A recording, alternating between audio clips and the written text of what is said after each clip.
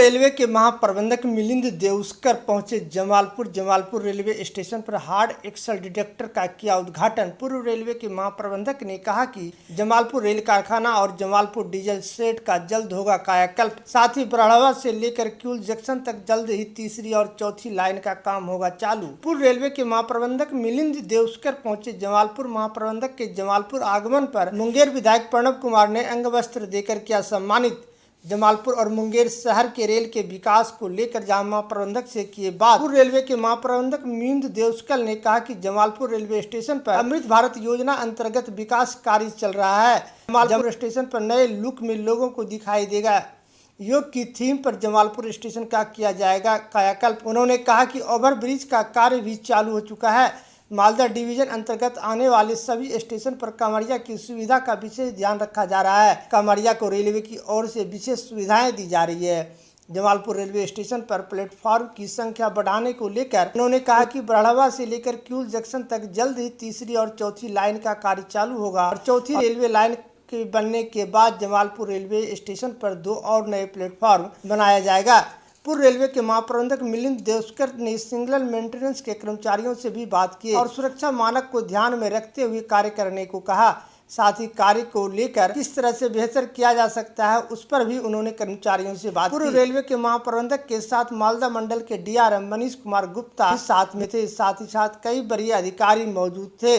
Jamalpur railway station पर पूर्व railway के महाप्रबंधक के स्वागत में सत्ता पक्ष और विपक्ष के राजनीतिक कार्यकर्ता और नेता उपस्थित थे और जमालपुर रेलवे कारखाना और स्टेशन के विकास को लेकर अलग अलग पार्टी के कार्यकर्ता और नेताओं ने मेमोरेंडम दिया। मौके पर मुंगेर बीजेपी विधायक प्रणव कुमार और एमएलसी लालमोहन गुप्ता मौजूद थे। जमालपुर रेलवे स्टेशन के अमृत भारत स्टेशन अंतर्गत चल रहे विकास कार्य का निरीक्षण के बाद महाप्रबंधक ने भागलपुर के लिए रवाना हुए, जहां बाईपास लाइन और यार्ड रिमॉडलिंग के कार्य का जायजा लेंगे। और रेल कारखाना साथ मुंगेर जिले के सभी लोगों को रेल के अधिक से अधिक सुविधा मिले, इसके लिए हम लोग तत्पर हैं।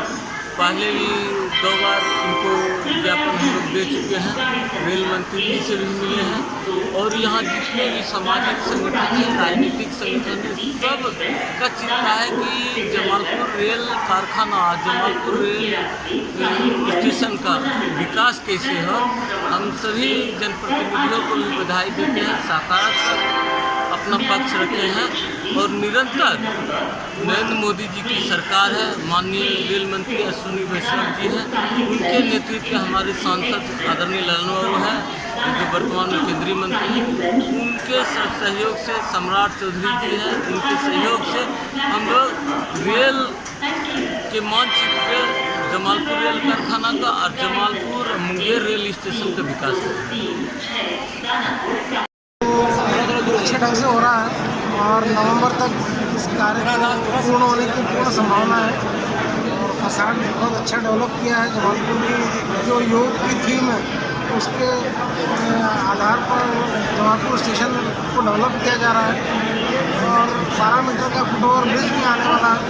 तो इन जनरल मैं यहाँ के अमृत भारत स्टेशन प्रोग्रेस से बहुत संतुष्ट हूँ और श्रावणी मेला के संदर्भ में जो तैयारियाँ मालदा डिवीज़न ने की हैं और वो भी निश्चित ही संतोषजनक है।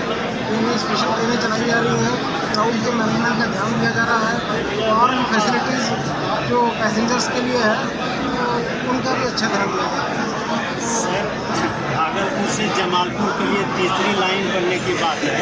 तीसरी लाइन का लोकेशन सर्वे सेंक्शन हुआ था और मैं आपको बताना चाहता हूँ कि चौथी लाइन का भी लोकेशन सर्वे सेंक्शन हो गया है।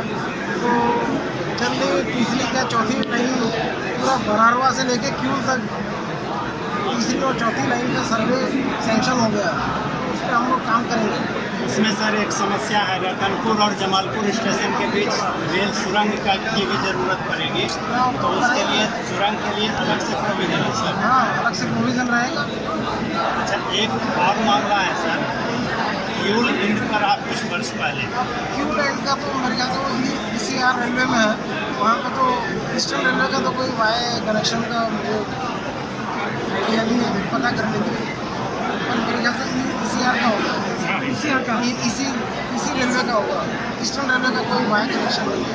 अच्छा सर, जमालपुर कारखाना को जीवित रखने के लिए आप वो तो कारखाना तो हमारा बात है ना। चलिए, जमालपुर कारखाना जहाँ 600 वैगन गिरता है उसको 800 वैगन POH करने का हमारा टारगेट है। उसके लिए हमने फंड में सेंक्शन किए हैं।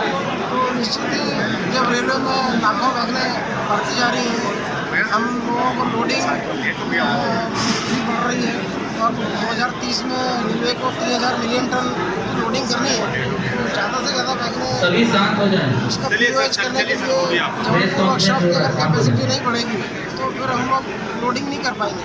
वो जो टारगेट है तो जमालपुर वर्कशॉप को हम लोग बहुत बढ़ा रहे हैं। एक और प्रश्न सर, डीजल शेड जमालपुर है, जबकि डीजल शेड ही बना हुआ है, यहाँ अभी भी मात्र 16 इलेक्ट्रिक लोको मिला है और कर्मचारियों की संख्या 300 से 400 के आसपास है सर।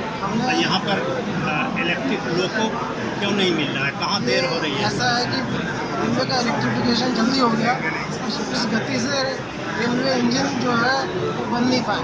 पर हमारे यहाँ डीजल इंजन है। जैसे जैसे हमारे यहाँ इलेक्ट्रिक इंजन हमने करीब 40 से 50 इलेक्ट्रिक इंजन बोर्ड से मांगे, रेलवे बोर्ड से मांगे हुए हैं अलॉटमेंट। हर साल करीब 1000 से 1200 लोकोमोटिव रेलवे में बन रहे हैं, चित्तरंजन और PLW में बन रहे हैं वाराणसी लोको वर्कशॉप में।